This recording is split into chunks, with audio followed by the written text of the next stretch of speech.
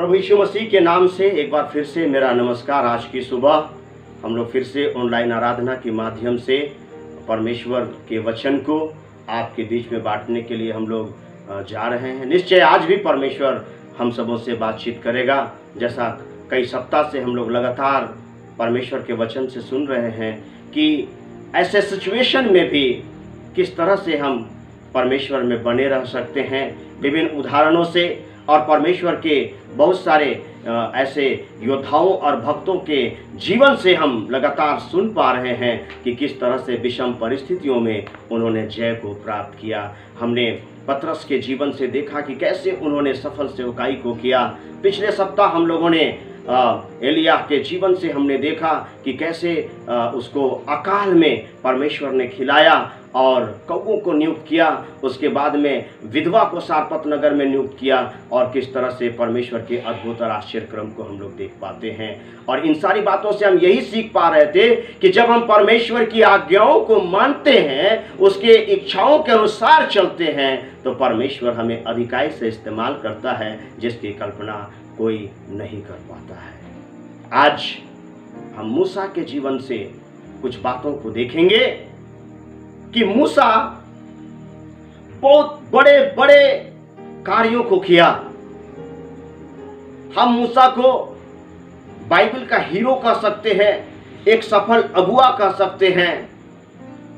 लगभग 32 लाख इस्राएलियों को वो अगुवाई किया, उनका नेतृत्व किया।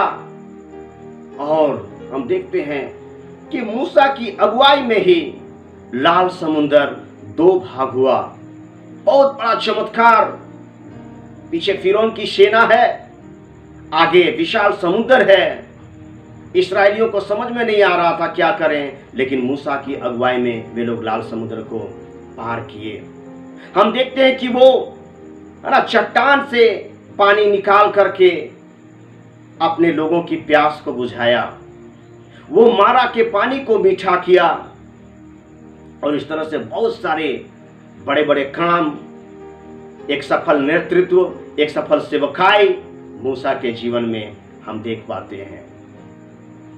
लेकिन जब मैं इन चीजों को अवलोकन कर रहा था, क्योंकि हम भी सेवकाई में हैं, हम लोग भी सेवकाई करते हैं, करना चाहते हैं, बड़े रूप में, छोटे रूप में, फुल टाइम, पार्ट टाइम, तो मैं प्रयास कर रहा था कि मूसा इतना सफल सेवकाई कैसे कर पाया। बहुत सारा कारण परमेश्वर मुझे बतलाए, लेकिन उनमें से मुख्यतः 2 कारण को मैं आपके बीच में रखना चाहूंगा। मूसा बड़े बड़े कार्य किए, उनमें कई कारणों में से 2 कारण हम आपके बीच में रखना चाहते हैं और हम निकालेंगे। निर्गमन की पुस्तक, उसका 2 अध्याय और 11 पद में इस प्रकार से लिखा हुआ है।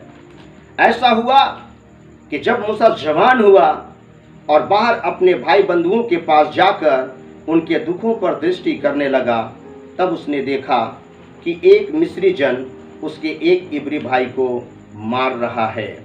उसने इधर उधर देखा कि कोई नहीं है, तो उस मिस्री को मार डाला और बालू में छिपा दिया। प्रभु का हम धन्यवाद देते हैं। यहां पर मूसा का परवरिश जो है वो फिरौन के घर में हो रहा है, उसकी बेटी के माध्यम से। एक राजकुमार के तरह वो वहां पर ऐशो आराम की जिंदगी को जी रहा है। सारी सुविधाएं उसके पास है, नौकर चाकर, अच्छे अच्छे वस्त्र, अच्छा अच्छा खाना और पीना। लेकिन जब उसको पता चला कि मैं एक इब्री हूं, मैं परमेश्वर का जन हूं, मेरी परवरिश केवल यहां हो रही है, मेरे लोग तो संकट में है, मेरे लोग तो शकेती में है। जब उसको पता चला, वो उस घराने से, उस सुख सुविधा से बाहर निकला। वो ऐशो आराम की जिंदगी से बाहर निकला जब उसको पता चला कि मेरे लोग दुख में है, मेरे लोग संकट में है, वो बहुत पीड़ा में है, उनका दुख दर्द सुनने वाला कोई नहीं है, उनको यहां से निकालने वाला कोई नहीं है। जब उसको पता चला, मेरे प्रियो, वो ऐसा नहीं सोचा कि मेरा क्या जाता है, मैं तो अच्छा से हूं, मुझे टाइम पर खाना मिल रहा है, अच्छे अच्छे पकवान, नौकर चाकर और सारी चीजें मुझे मिल रही है, मुझे क्या जरूरत है, मेरा जान भी तो सुरक्षित है ना, मैं राजा के घर में ही हूं, मुझे तो कोई हानि नहीं है। लेकिन नहीं, जैसे वो जाना कि मैं इनके बीच का व्यक्ति हूं, मैं परमेश्वर का चुना हुआ हूं, वो बाहर निकला, यानी कि वो समय निकाला। दूसरा चीज है ना, वो समय निकाला। फिर क्या किया? शुद्धि लेने के लिए अपने लोगों के बीच गया। ऐसा नहीं कि हाँ ठीक है हम प्रार्थना कर देंगे, हाँ ठीक है वहीं से घर के अंदर से, राजभवन के अंदर से ही, वो नहीं, वो बाहर निकला, अपने लोगों के बीच में गया।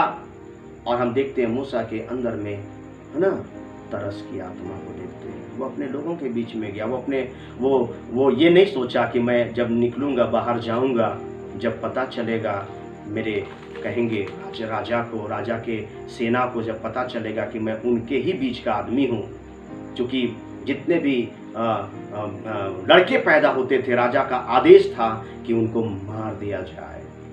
लेकिन ये मूसा बहुत मुश्किल से, है ना, हम सब कोई जानते हैं कि किस तरह से वो बचाया गया था। मूसा को मालूम है कि कल पता चलेगा कि मैं भी उन्हीं में से इब्री हूं, मुझे भी मार दिया जाएगा। लेकिन वो इसकी परवाह नहीं किया, वो अपने लोगों के बीच गया, उनकी शुद्धि लिया, है ना। और हम क्या देखते हैं कि जब वो उनके बीच गया तो देखता है कि एक मिस्री जो है ना, उसके लोगों को, यानी कि इब्री को मार रहा है।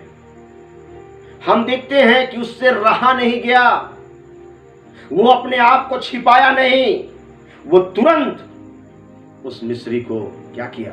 मार डाला। तुरंत अपने लोगों के लिए, है ना, वो काउंटर किया, वो बचाव किया, तुरंत खड़ा हुआ, वो आंख से देखता नहीं रह गया। प्रिय परमेश्वर के लोगों, मूसा सफल हुआ। क्यों? जवान होने के बाद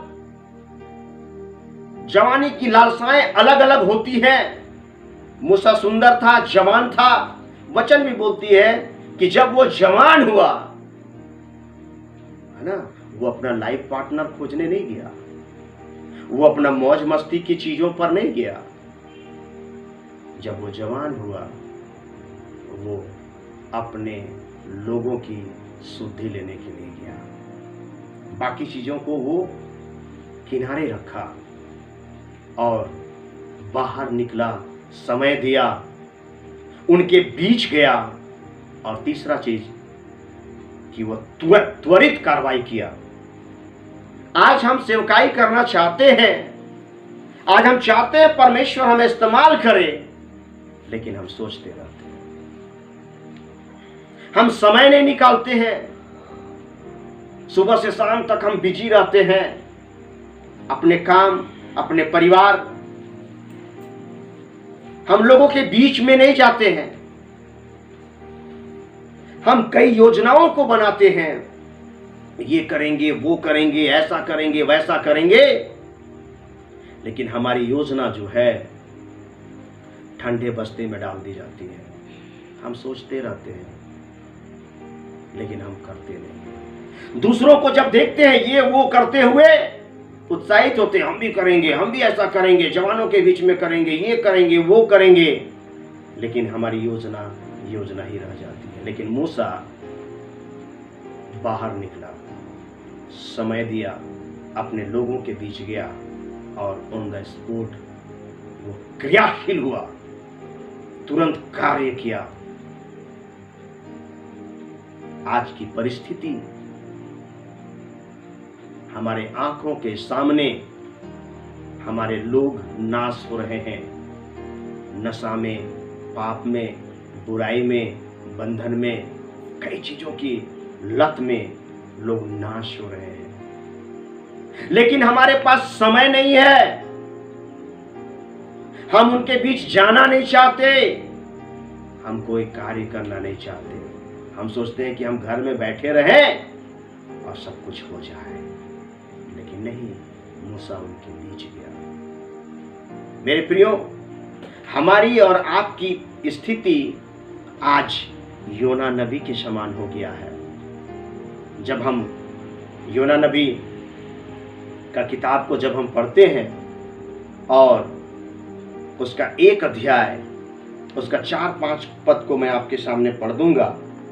तब यहोवा ने समुद्र में एक प्रचंड आंधी चलाई और समुद्र में बड़ी आंधी उठी, यहाँ तक कि जहाज टूटने पर था। तब मल्लाह लोग डर कर अपने अपने देवता की दुहाई देने लगे और जहाज में जो व्यापार की सामग्री थी उसे समुद्र में फेंकने लगे कि जहाज हल्का हो जाए। परंतु योना जहाज के निचले भाग में उतरकर सो गया और गहरी नींद में पड़ा हुआ था।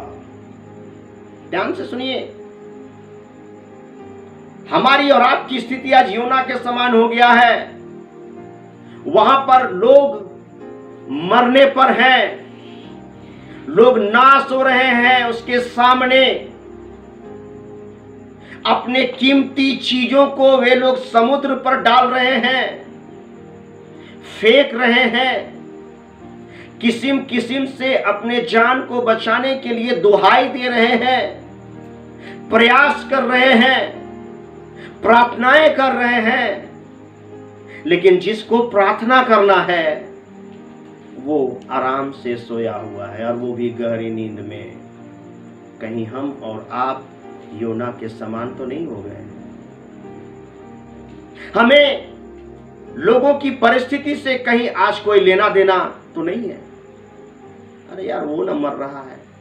आज हमारे आंखों के सामने कितने लोग नाश हो रहे हैं। जिस तरह से वे लोग अपनी जमा पूंजी को समुद्र में फेंक रहे थे, कीमती चीजों को वो बर्बाद हो रहे थे योना के सामने, उसी प्रकार आज हमारे और आपके सामने कितने लोग बर्बाद हो जा रहे हैं। उनकी जमा पूंजी तंत्र मंत्र और कई चीजों में चली जा रही है।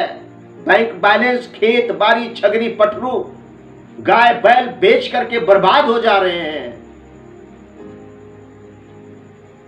लेकिन हम और आप सो रहे हैं, हमें कोई फर्क नहीं पड़ रहा है। कितने नौजवान आत्महत्या कर रहे हैं, कितने लोग गलत रास्तों में जा रहे हैं, हथियार उठा रहे हैं, लेकिन हम योना के समान सो रहे हैं।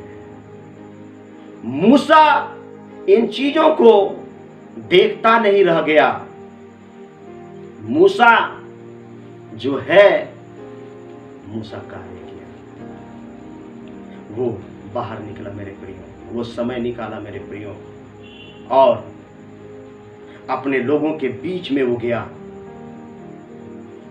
उनकी शुद्धि लिया और देखा कि मेरे भाई को कोई नुकसान पहुंचा रहा है। वो आंख नहीं बंद किया वहां पर, वो तुरंत वहां पर कार्रवाई किया, तुरंत कार्रवाई किया। दूसरा चीज मैं आपको बतलाना चाहता हूं, और वो है निर्गमन ही उसका 2 अध्याय, और उसका जब हम 15 पद को जब हम पढ़ते हैं। जब फिरौन ने यह बात सुनी तब मूसा को घात करने की युक्ति की। तब मूसा फिरौन के सामने से भागा और मिद्यान देश में जाकर के रहने लगा।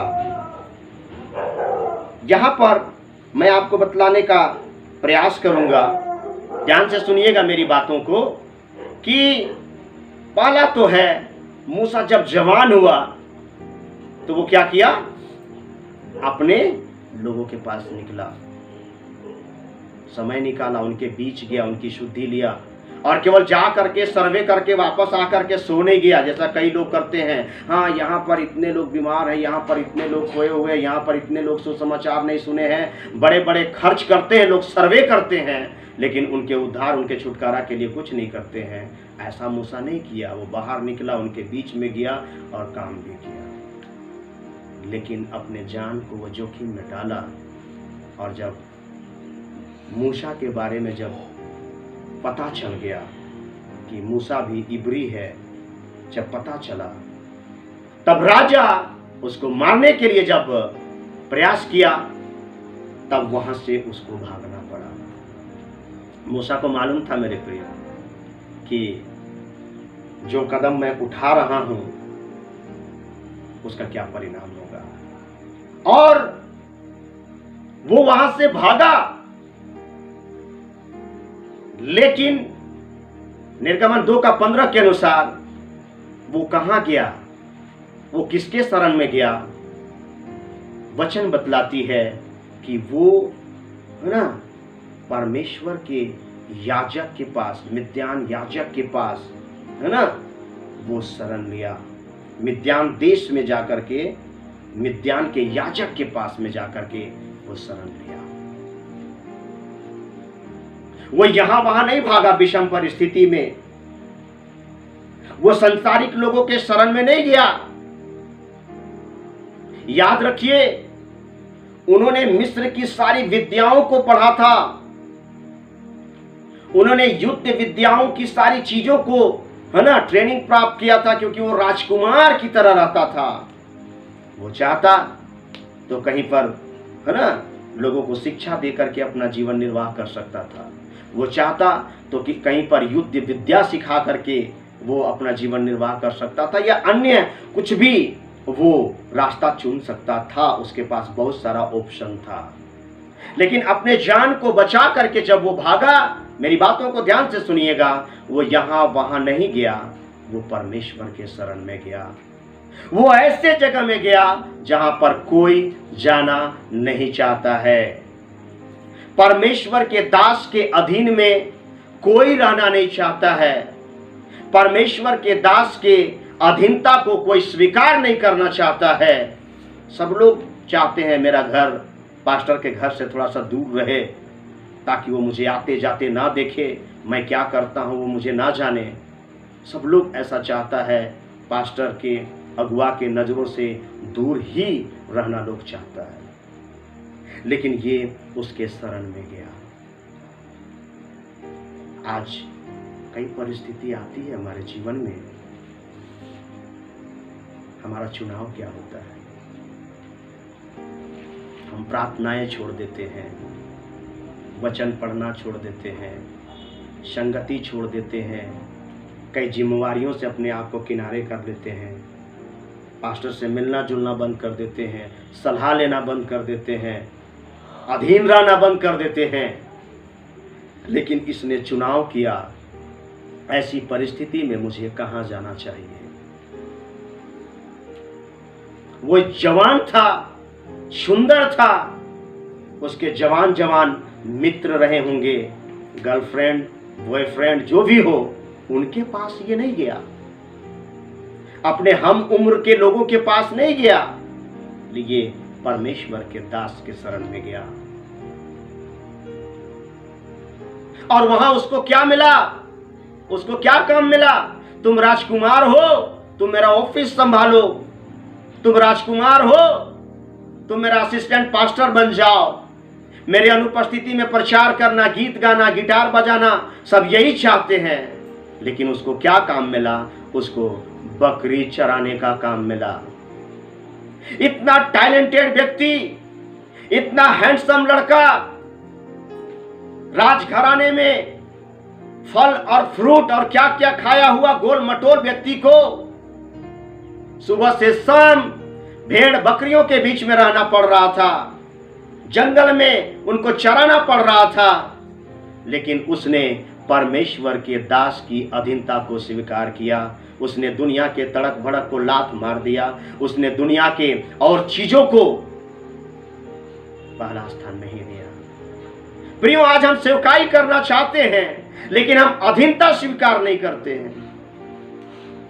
मैं वो परमेश्वर का दास हूं, मैं अपने अगुओं के अधीन रहा, मैंने उनके काम किए, जो भी आज्ञाएं मुझे मिलती थी उनसे, हमारे अगुओं से मैं उनके कामों को करता था, उनके व्यक्तिगत कामों को मैं करता था।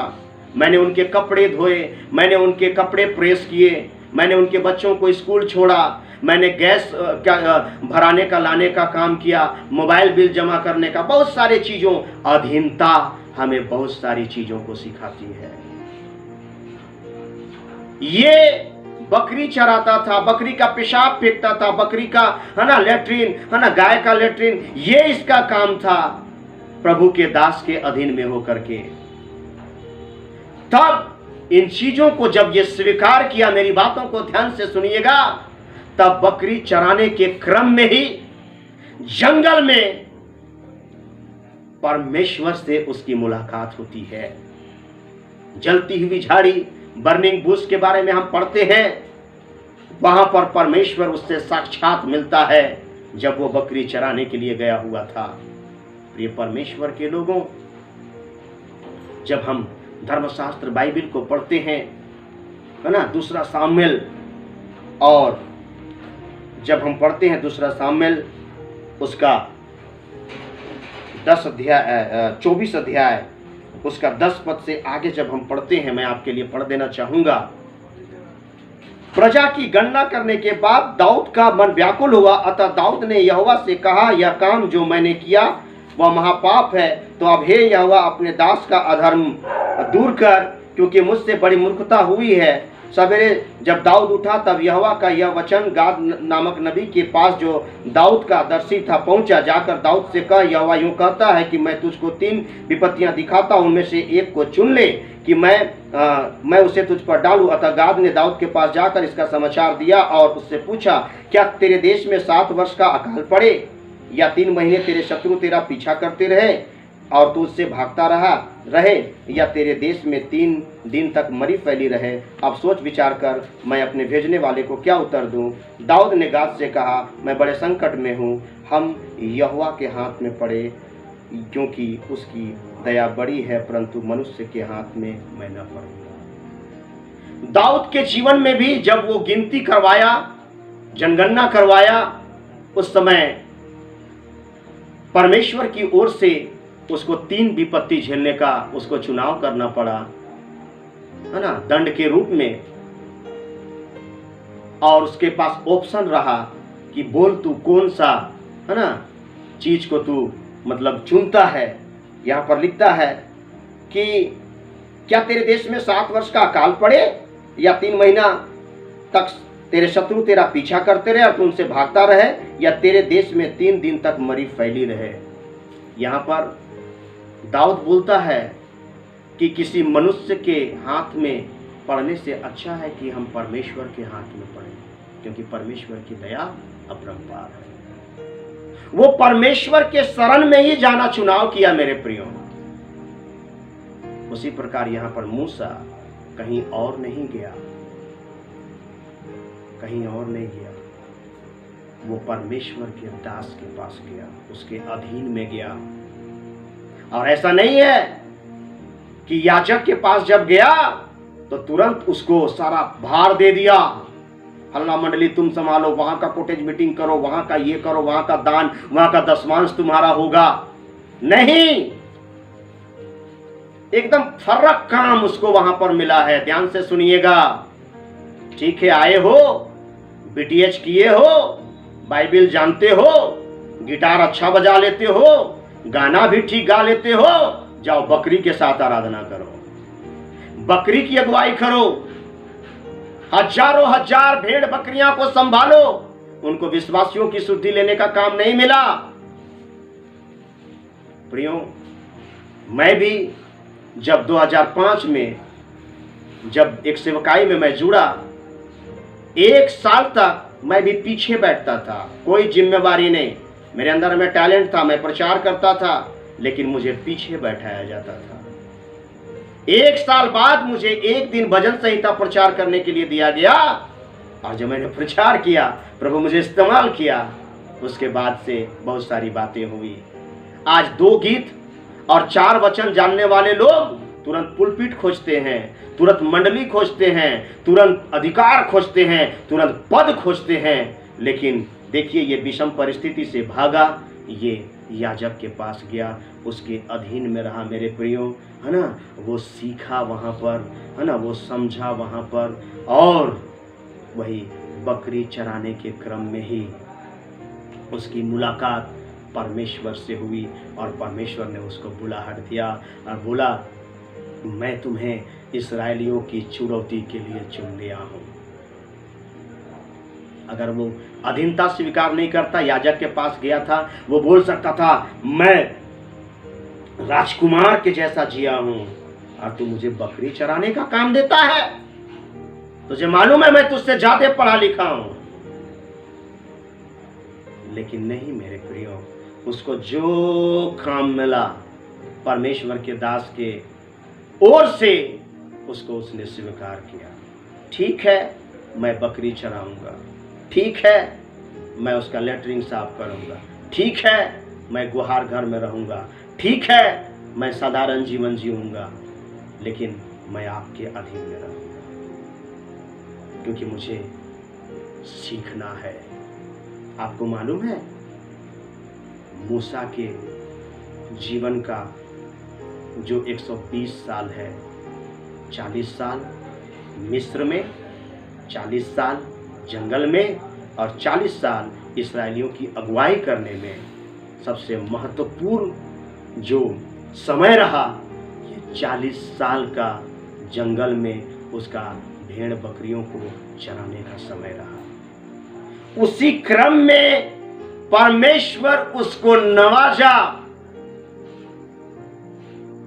उसी क्रम में परमेश्वर उसको सिखाया और तब जाकर के मूसा महान अगुआ बना, बड़ा अगुआ बना, 32 लाख इस्राएलियों की अगुवाई किया। आज हम कलीसिया की अगुवाई करना के लिए सोचते हैं, लेकिन हम अगुआ की अधीनता स्वीकार नहीं करते हैं, डांट स्वीकार नहीं करते हैं, व्यवहार स्वीकार नहीं करते हैं। आपको मालूम होना चाहिए कि जय बार मूसा फिरौन के पास गया रिक्वेस्ट लेकर के, परमेश्वर का वचन कहता है कि परमेश्वर ने ही फिरौन के मन को कठोर किया। कई बार आपको सिखाने के लिए परमेश्वर आपके लोगों के मनों को कठोर करेगा, उनकी ओर से आपको कड़वे शब्द सुनने के लिए मिलेंगे, उनकी ओर से आपको कड़वा व्यवहार का सामना करना पड़ेगा, क्योंकि ये सारी चीजें आपको सिखाने के लिए है। और तब मूसा जो है बड़े बड़े कामों को किया मेरे प्रियो, है ना। उसकी अगुवाई में लाल समुद्र 2 भाग हो गया, है ना। वो मारा के पानी को मीठा किया, है ना। चट्टान से अपने लोगों को पानी पिलाया और लोगों की अगुवाई की, लोगों को नियुक्त किया और, है ना, मिस्र से अद्भुत रीति से छुड़ाया और उनको कनान की अगुवाई किया। प्रियो, इसलिए आइए हम मूसा के समान अपने जीवन को समर्पित करें। मूसा सुख सुविधाओं में था, उसको खतरा नहीं था, वो आराम की जिंदगी जी रहा था, लेकिन अपने लोगों की तड़प को जब वो सुना, वो बाहर निकला, उनकी शुद्धि लिया, उनके बीच में गया और ऑन द स्पॉट काम किया। आज हम कई साल से सोच रहे हैं ये करेंगे वो करेंगे, लेकिन कुछ हो नहीं। विषम परिस्थिति में जब वो आया, वो किसी दूसरे के शरण में नहीं गया। अपना घर तो अपना घर होता है ना। वो अपना अगुवे के अधीन में गया और वहीं पर वो सीखा और वहीं से, है ना, वो तराशा गया। वहीं से अगुओं की डांट, उनका व्यवहार, उनका नियम हमें तराशता है। वो तराशा गया, तैयार हुआ, तब परमेश्वर ने उसको बुलाहट दिया और वो अपने जीवन को समर्पित किया, तब वो बड़ा बड़ा काम कर पाया। आज मुझे और आपको भी परमेश्वर इस्तेमाल करना चाहता है बड़े बड़े काम करने के लिए। मुझे आपको भी परमेश्वर सफल सेवकाई के लिए इस्तेमाल करना चाहता है। यहोशू 1:8 में तब वो बोलता है, व्यवस्था की यह पुस्तक तेरे चित्त से कभी न उतरने पाए, इसी में दिन रात ध्यान दिए रहना, और जैसा उसमें लिखा है उसके अनुसार करने की तू चौकसी करेगा, तब तेरे सब काम सफल होंगे और तू प्रभावशाली होगा। हम प्रभावशाली होना चाहते हैं, हम दुनिया को हिलाना चाहते हैं, हम सफल भी होना चाहते हैं, लेकिन हम अधीनता स्वीकार नहीं करते हैं, हम डांट स्वीकार नहीं करते हैं, हम छड़ी को स्वीकार नहीं करते हैं, हम नियम कानून को उसके अधीन में रहना नहीं चाहते हैं। हम कैसे इस्तेमाल होंगे? प्रिय भाई, प्रिय बहन, परमेश्वर आपको इस्तेमाल करना चाहता है। आइए हम मूसा के समान अपने सुख सुविधाओं से, अपने स्वार्थी जीवन से बाहर निकले, समय निकालें, लोगों के बीच में जाएं और ऑन द स्पॉट काम करें और अपने अगुआ की अधीनता स्वीकार करें, सीखने का प्रयास करें। हो सकता है हमें ओहदा नहीं मिलेगा, पद नहीं मिलेगा, पैसा नहीं मिलेगा, इज्जत नहीं मिलेगा, लेकिन अनुभव मिलेगा। परमेश्वर इन वचनों के द्वारा आप सबों को आशीष दे। God bless you.